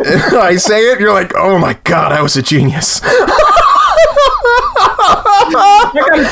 gotta listen to this podcast, man. This guy sounds great. This guy is up my street fully, yeah. This guy was cooking. Yeah, who is this guy? Deadlines or lifelines? When you have infinite time, when you're your own boss, when there's like Especially, I think, like, you are also kind of in with, like, the format that you do, and, like, I would say with a lot of the trust that you have built up over the last decade with your audience, you know, you probably could basically, like, disappear for a quarter, and nobody would really ask any questions. They'd be like, oh, yeah, Sam's cooking. Sam's doing something. But you could just be doing nothing, and, like, nobody would know. Eventually someone will be like, oh, where's Sam? But you're like entirely beholden to yourself to a point. Yeah, and I will say that for folks in my position that are working on bigger scale projects that maybe take a year, I know a few like long form folks who do that. When they show up after a year, they can present a year's worth of work, and it's clear that that's what they've been up to and doing, you know? Or they can present 3 months of work, and it's obvious that that's what they've been doing. Yeah. So it is the trickiest side, because the flip side of being in a freelance boat is, like you said earlier, every moment could be spent working, and drawing some boundaries on your work and your life is the hardest it's ever been. Like, there's no way. It's so easy to say yes and just work 7 days a week, especially for someone like me who in grad school, I was working 7 days a week, and I love working. I just love it. Yeah, working's kind of gas. I know not many people hold that opinion, but I know when the work is the way it is for me, like, okay, I'm working on stuff that is awesome and really fulfilling and motivating, and has its own energy to it. But the deadlines part is like, yeah, the deadlines are what makes sure that you stay on pace with yourself and allows you to continue to work in a free form format and build up that trust you're talking about. You know, when folks see that I've disappeared for 3 months and then I put the foils video out, it's like, oh, this is a 90-minute full scale production of 25 years of history or whatever. And I feel like really satisfied when I deliver on that. And I can say, this is why it took so long. I hope you can understand. I have been working the whole time. In the same way of like, it's really hard to take vacations. You know, it's really hard to find a way to say, hey, I'm actually going to take a week off, because I also can't do that. That's something I struggle with on the other side. So yeah, how does relaxing work? I don't know. I still have not figured that out. Relaxing, I will say the only moment I feel fully relaxed is when I submit and I publish, and for the rest of that day I feel you're just like on cloud nine. You're just I did it. Yep. I have nothing else to do today. Yeah. The next day it's Sisyphus looking up the hill again. That's like, it's so fast. The turnaround is so fast, you know? So, deadlines are really this is also again, another practical point of, I talked with Josh Lee Kwai, like probably 2 years ago. I called him up and asked him for just general like advice or guidance, you know?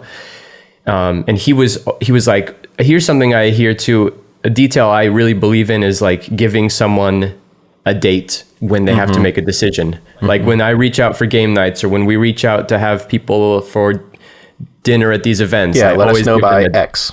Yeah, let us know by X. And it's such an actionable small detail that makes stuff happen. And I think you can also employ that in the other direction of like, yeah, you want to set deadlines for yourself, but people really respect and respond to people who give them a deadline on the other end, you know, if you're in a position of like employing people or getting people together. So I don't know. I think that, I think it goes back also to like maybe an anecdote about Finding Nemo being done. Like the majority of that video or that movie was made in the last month of its production, you know? And it's like, yeah, we're all stuck on the fucking thing of like abstract time is infinite until you have a date in the... Yeah, until it has to be done. Yeah. So embrace that though, is like, that's a part of it, is the sooner you embrace that, the deadline, then you realize it's the lifeline. Yep. Right? And I think that's like kind of really applicable to a adult life in general too. Cause like adult life outside of like, say specifically having like a 9-to-5 job, right? If you have a 9-to-5 job, that puts like some structure in your life. But even, you know, past the 9-to-5, you just like get home and you're like, well, I can do whatever I want with the next 6 hours of my day. And I have to figure out what that is. And that could, you know, that could be watching Netflix for 6 hours or whatever. But you have to figure out how to feed yourself. There's important things that you have to do long term to figure out how to do. And if you don't set a deadline, I need to set a deadline on rehanging my gutters on my house. Oh, God. That's what oh, my goodness. My wife, Jen, and I are like slightly too handy for our own good. So we, really? Yeah. So you we're do everything yourself. Yeah. So we're like, there's no way we're going to pay someone to rehang our gutters. Spoilers. No. It's been a year and our gutters have not been rehung. So God, don't be lazy. well, Cal. there's gutters, but they're just like sloped poorly because the person who flipped our house that we bought did a terrible job. So God, just I'm sorry. That's fine. That's the way that buying a first home goes. I think at the age We are in a position. We toured 5 or 6 houses yesterday because we want to buy a house. Oh, yeah, This yeah. is the stuff I've been peeking at. Is Yeah. like, what do the gutters look what like? do the What's gutters wood look like? I know. Yeah, is there a sump up here? Oh no, I guess you probably don't. Do you have basements? No, not in Okay, Austin, yeah, no. that's what I thought. Okay, never mind. You don't have to worry about a sump bump. But see, that's I'm in your position of like, I want to buy this house and I'm looking at stuff that I never thought I would care about, Yep. but it's going to become my problem. Yep. It's my liability. Yep. I'm going to have to hang those gutters up. So Yep. what do I, you know? What kind of reasonable deadline can I set? Oh no, Yeah. hanging my gutters. Yeah, exactly. But now it's the summertime. No one wants to be out there in the summer. Oh my gosh, especially out there, I imagine. Oh my, here it's impossible. Yeah. It's like what's the temperature outside at 9 a.m. Central? Actually, 9 a.m. Central on a Saturday in Austin, Texas. I will say it's been a little bit cooler this week. What is the temperature here? Microsoft, give me the temperature. Temperature, Austin. Oh, it's a balmy 82 degrees with 76% humidity and the sun's out. What do you think? Yeah, it's pretty good. It's pretty good. It's sick if you're a frog, like you know. Like, Hey, this we have isn't ideal. we have a high of 90 out here today. Look out! Woo! Oh, buddy, that's actually cooking up there. It gets a little warm in Ohio. I don't like it. Yeah. A little warm Yeah. and humid. It's like 70% plus humidity all the time. I assume it's also You the same tricked down me there. into thinking you live in Indianapolis or in Indiana. No, a lot of people. I like the Colts. A lot of people. Yeah, I know you do. I like Indy a lot, but no, I live in Columbus, Ohio. Okay, but Columbus is sweet. I think Columbus is cool Columbus. for young people, right? I like Columbus. This is a tangent, but I think it's worth discussing. I agree. Columbus is one of the weirdest, like, technically major cities that I've like ever been in my life. Because it's like, I have lived here for almost 5 years now. And like in the 5 years that I've been here, the city is like finally getting an identity of its own. It's so weird because it was never like an industrial city, which is weird for the Midwest because like people lived here because that's where the government is, right? And for then a long while past that, the identity of the city was like, hey, this is where Ohio State is. We are a college city for sure. But now people are like finally moving here for the sake of moving here because there's like jobs and all that kind of stuff. And so now it's like slowly developing an identity, but it's also real suburban sprawly, which is weird. And but it's just like I went to Cincinnati recently and I was like, oh, and I hadn't been to Cincinnati for whatever reason. Somehow Midwest people don't move around much, let me tell you. No, I've learned that. Went to Cincinnati and I was like, wait, every single building here is old and brick and it's all covered in graffiti. It's all covered in awesome murals that some city fund has been paying for the last 30 years. And they have boroughs and, you know. Yeah, and they've got something going. Yeah, exactly. And I came back to Columbus and I was like, we have a football stadium. No. yeah. But it's slowly getting an identity. It's a pretty cool little city. It takes cool time, little city. especially for Exactly. these cities, like you said, that are a little bit outside of the normal radar of the associated towns and states they're nearby. So, Yep. So here we are in balmy Columbus, Ohio. buddy, shout out to Columbus. Shout out to Columbus. Shout out to Columbus. The town, not the dude. Okay, let's not. Shout out to Flavortown. Shout out to Cowtown. Yeah, shout out to Tomato Town. Tomato. Oh, all right. Back to what we're actually talking about here. No, that was my fifth memo, right? Shout out to Tomato Town. Shout out to Tomato Town. I think this next little mantra or memo here is something that you've been referencing the entire time. If I had to guess, it's probably the one that actually like defines your work the most.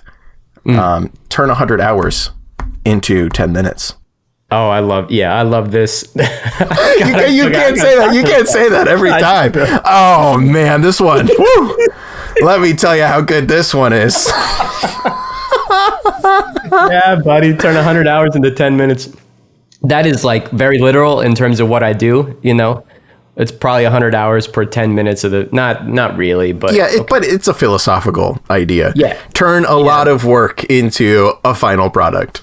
Yeah, fully. Folks have interpreted that in different ways, but that was something that I believed in early on in Magic YouTube, because I saw that Magic YouTube effort was like, not that it was low, but it was very quickly produced and quickly made. There's a lot of like reaction videos or lightly edited gameplay content, and that's a lot of the scene. Yeah, and we're talking like 8 years ago. It was just like booster pack openings or a guy talking to a camera and some amount of script writing and some amount of graphics, but it was really lightweight in a cool way. Like it was still burgeoning and we were looking for new ideas. And so I think I was one of the earliest to adopt this different angle of like, what happens if we took 3 weeks of effort and made a video, you know, instead of making 4 videos in 3 weeks, you know? Yep. So that kind of was a guiding light in terms of how I approach my stuff, but it's also, I don't know. All the stuff that I love doing is that, like, all the stuff. I mean, grad school was that, you know. Grad school was that in a big way. Running used to be that for me. Bro, you got to get back to it. You got to get jogging. Yeah, incremental work, putting a bunch of work into one thing. Like, oh, I'm going to train for a race for 6 months. That race is 1 hour long, but I've spent a ton of time training for it. Yeah. Whatever it is. So... it's up for interpretation, but I just like I can't say I like this one, but I do. I like this one. Art takes time. I think that's the takeaway. The art takes time t-shirt was a, I know exactly what you're talking about. Well, it's because you talked about it on the podcast episodes. You see? Yeah. This is good. I'm going to hire you every 2 years to talk to me about something I said 2 years before. You know, hey, here we are, our consulting session. Sam, here were your ideas from 2 years ago. Let's reflect on that. 2 years from now, we're going to talk about the Herald's Horn episode and what we talked about in that. So there's some continuity in my life. I'm beholding it to you. I'm hiring you to do this for me. And your deadline is 2 years from now. 2 years from now, June 15th, 2026. Put it in the calendar. Just be like, what is this about? Just like looking at my calendar, like, huh? Yeah. The Herald's Horn. What is that? I have entered early onset dementia at the age of 29. In 2 years, I'll be 30. Oh no. Oh, buddy. In 2 years, I'll be 35. Cal. I'm a young man. Okay. I'm a young man. So are you. You're a young man. Yep. We're strapping. Yeah.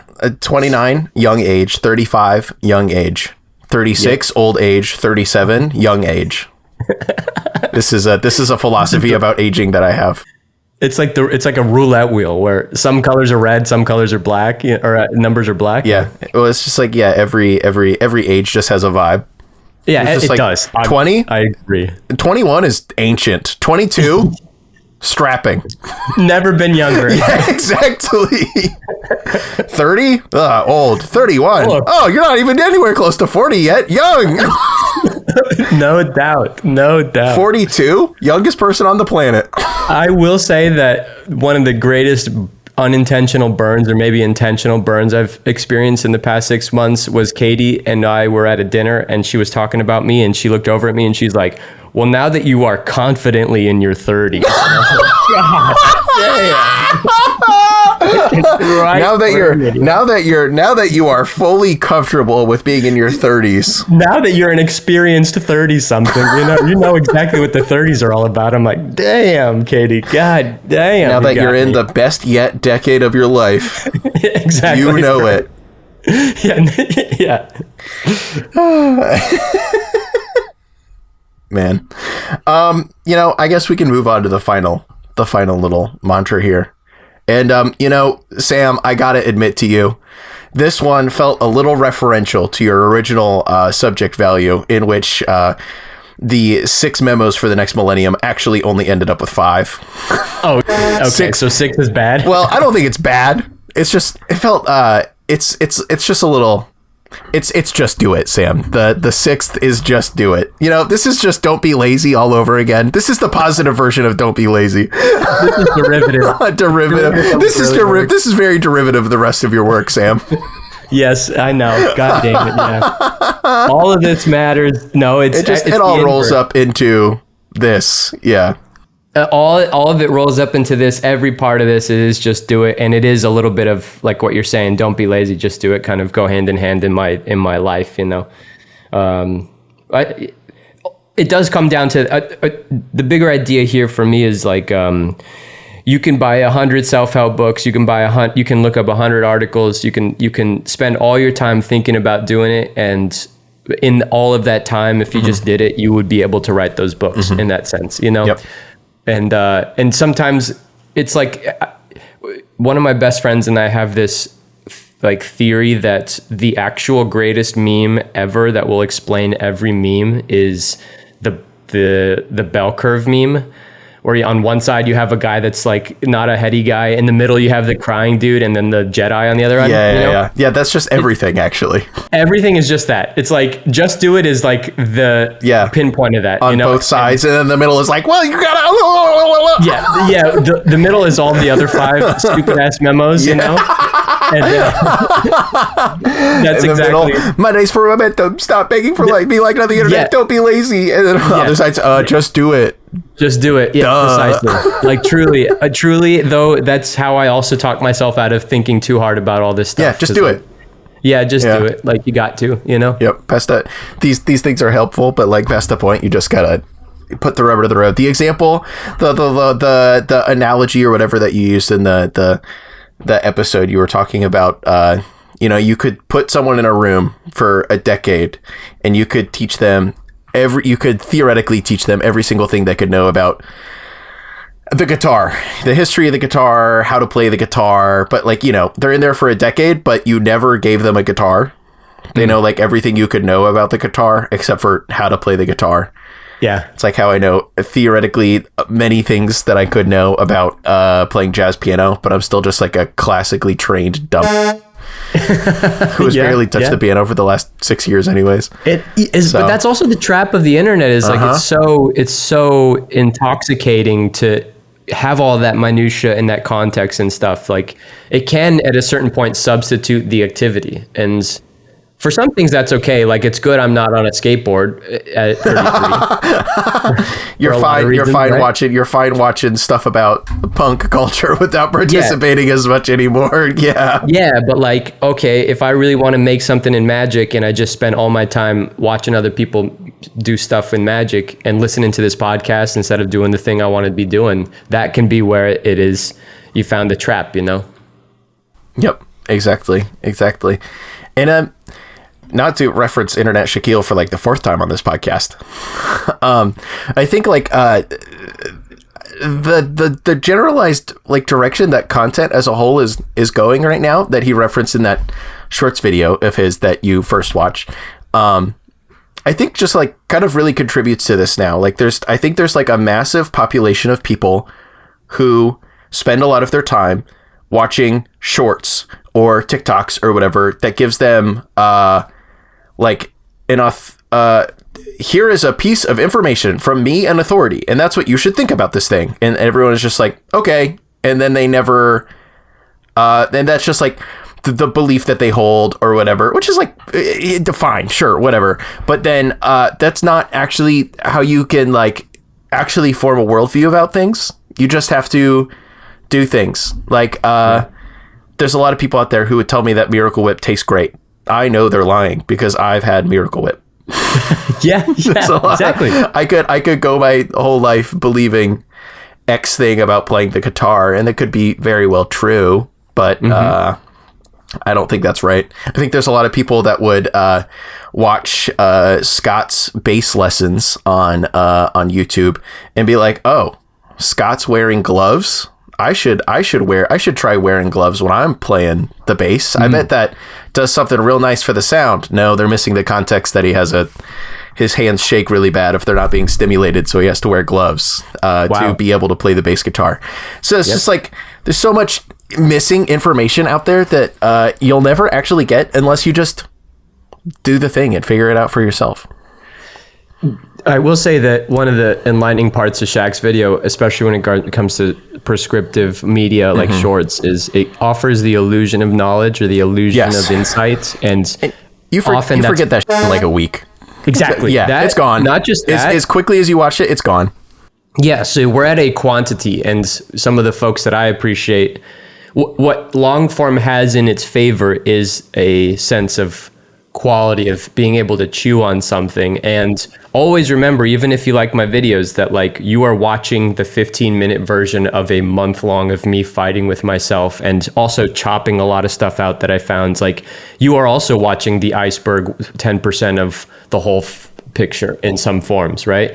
I'm just translating all of that stuff into something that's a little digestible. And even then it could be probably 1 minute or 30 seconds or whatever, if you really want to, yeah. Yeah, and it then becomes prescriptive, and I'm kind of moving back towards of like this idea of nuance, and grad school and doing a PhD in some form is just being bombarded for 6 years with the idea that no matter what you think you know, here's a million things. Yeah, actually, there's a million things you don't know. Yeah. Yeah, and you are responsible for knowing what you don't know. That's all it is. It's not about thinking you know something. It's just about knowing what you don't know, because what you don't know is how you get in trouble. So know what you don't know, because then you can speak with authority about something you do know. At least you know your boundaries and your parameters, So anyway, that's just like in favor of Shaq and in favor of his insight on how dangerous shorts can be. And how, long form does have a little bit of in favor, even though it's longer and takes more time. We might start to develop some neural pathways to just be so snappy, and we don't have any sort of depth or nuance to any of our discussions anymore. And that's the scary part for me. Welcome to the Internet Shaquille podcast, where we talk about all things Internet Shaquille. One day you'll have him on, His name is not Shaquille, though. I learned that. I'm like, damn it. No, it's not. He's like, I don't even remember. He told the backstory of why he named his podcast Internet Shaquille somewhere, but I already forgot it because I was not digesting it. It was in and out. See? Yeah. It was a It was like Victor, I think, maybe. Yeah, his name's Victor. That's right. Yeah. Shout out to Victor. Let's dox Victor on the internet. Victor lives in, I don't know where Victor lives. Live doxing of Internet Shaquille. So I was in his house the other day. I don't think he knew it, but... Cal, I have a question for you. I probably have an answer for you, Sam. Do you recognize this face? I do. That's Hurley Minotaur. Or like the face of someone? No. What do you think about this magic card? I have a lot of complicated thoughts about that magic card, actually. Really? Yeah, because I have a lot of thoughts about it that I don't think that average person would have who's been playing Magic as short as me. But that's because I know that like Hurley and Minotaur is like the first example of WotC actually having no connection with their audience whatsoever and thinking they knew what their audience was into when they actually were not. Yeah. Did you watch my video before it came out? No, I've listened to 1,000 episodes of the Drive to Work podcast. Yeah. That's exactly right. For reference, yes, Drive to Work 338 is the episode. Is the Hurleyan? Yeah, I didn't even know there was a specific episode about it. I just remember that. Yeah. But yeah, Wizards was, for listener context, I guess, you can watch Sam's next video, which very well may be out by the time that this comes out. But WotC in the very beginning was like, oh, we need some kind of brand to attach to the game. People love Hurley and Minotaur. We know they love Hurley and Minotaur. So they kept putting the Minotaur in the sets. They made jackets, or like was it the staff exclusive jackets that had the Minotaur on it, because it was so cool. And but that's the short version of the story. But actually no one cared about Minotaur in the grand scheme of things. Everyone liked Sarah Angel, everyone liked Mahatma Jin. I can't pronounce that card to save my life. People like Lord of the Pit. No one cared about this Minotaur. Yeah, no one. Exactly. You're precisely right. Does that answer your question, Sam? Yeah, it does, in the best way possible. I love how much you know, given if you say you haven't been in Magic long, like I still think this is not something that people know or think about. Well, I say that I've been around for a while. I feel like I haven't been playing Magic that long, and I think if I told a lot of people that I've been playing since RTR, they'd be like, Return to Ravnica, they'd be like, oh, you're not playing that long. But that has been 12 years. Yeah, 12 years. That's a decent bit of time in the grand scheme of things. It's also in the context of like other games don't last 12 years. And ours are measured in decades because the game endures. You know, D&D is the same, where you get all the heads from the old days, and they're divided in big eras, big eras. You know. Yeah, they get really divided up by like edition and stuff, which makes it kind of easy to. That's true. Yeah, you can. You can just be like, I started playing it with 1E. Okay, I didn't know this guy hated himself. Yeah, exactly. But anyway, 12 years is a decent amount of time. I mean, it's enough to have a lot of this type of context for sure. I would say in my eyes, I don't know how you define it, a new player is someone that came in during COVID. Yeah, I would say that's very fair. Also the spirit like of someone, if I'm speaking with someone, I can tell they came in when the game was... The vibes of Magic are much different since that time. Precisely. For lack of a more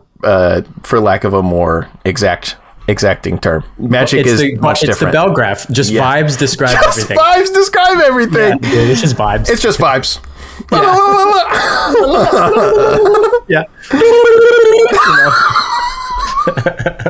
Thank God this is just audio. Debuting the new video of the If people are watching on YouTube, I'll just cut that exact part in that part, you know. Oh, Callahan, you're the best. Sam, thank you so much for joining me today. We're going to talk for a couple more minutes about something entirely unrelated. I'm going to ask you what your favorite band is right now and why. We're going to talk about that for a second, because I know that's something we can talk about. But if you want to hear us talk about that, you can check it out on Patreon. It'll be on the main feed in like 6 months, but you can check it out on Patreon if you want. Sam, thank you for joining me here on the Herald's Horn and reliving your genius ideas with me. Again, I got to talk with this guy. He's got some good leads. Where did you say I could listen to this podcast episode? This guy seems real smart. Yeah. No, support Cal. Thanks for inviting me. I love talking with you, bud. And appreciate it.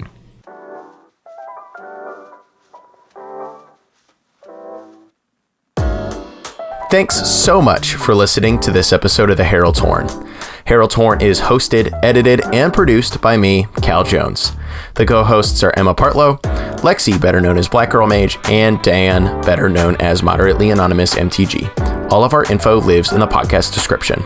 If you want to reach out to me, whether with feedback, you want to give me money, or you just want to send a letter to the editor, hit up editorial@heraldshorn.com. Thanks again for listening to the Herald's Horn. We are having so much fun creating it. See you in 2 weeks.